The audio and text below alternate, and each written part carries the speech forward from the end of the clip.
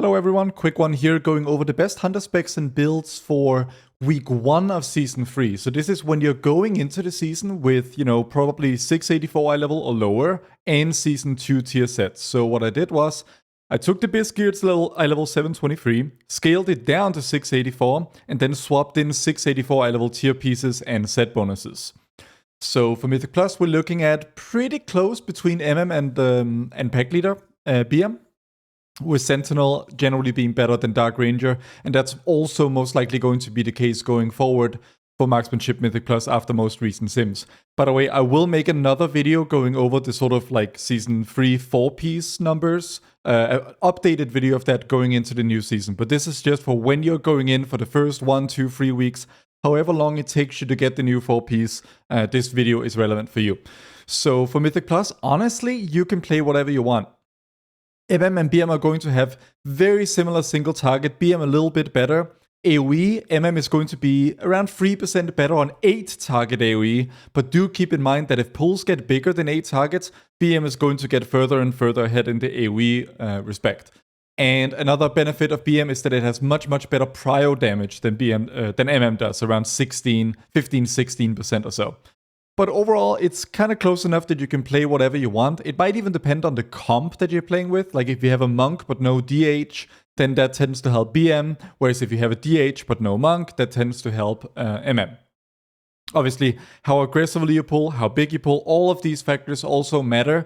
When I say AoE for these numbers, that's assuming 8 targets. So, you can sort of adjust that a little bit based on your group. Any lower than that, MM is going to be better. Any higher numbers on AoE than that, you're looking at BM for the most part. Survival is not very competitive, pretty much as expected here. You can play it if you want, of course, but it's around 10% less efficient than MM and BM, which is not good at all.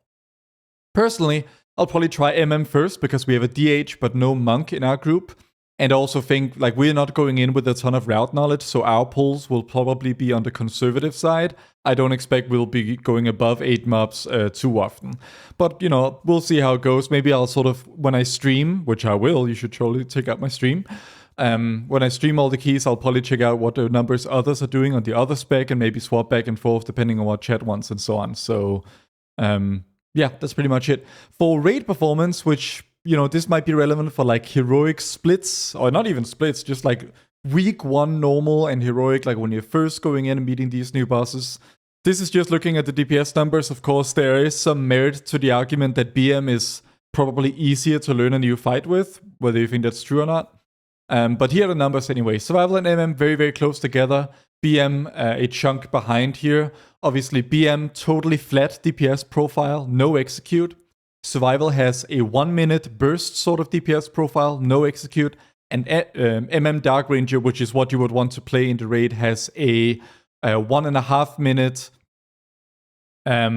really bursty DPS profile and a ton of execute. So I expect that each spec will probably have one boss that it's the best for.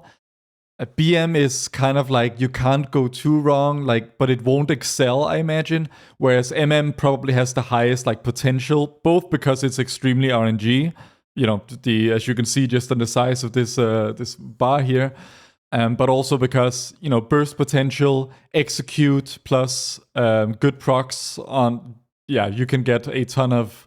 You can get extremely high potential passes with MM, higher than the other 2 specs. On average, I think MM is probably going to beat BM. Survival is probably going to do okay as well. That's probably it. I'll probably play MM Dark Ranger myself if you're wondering. And yeah, that's about it. Enjoy the first weeks of the season. And be sure to check out my Patreon if you like the sort of content I provide and also want to get access to my Hunter UI. And much more. Until next time, peace.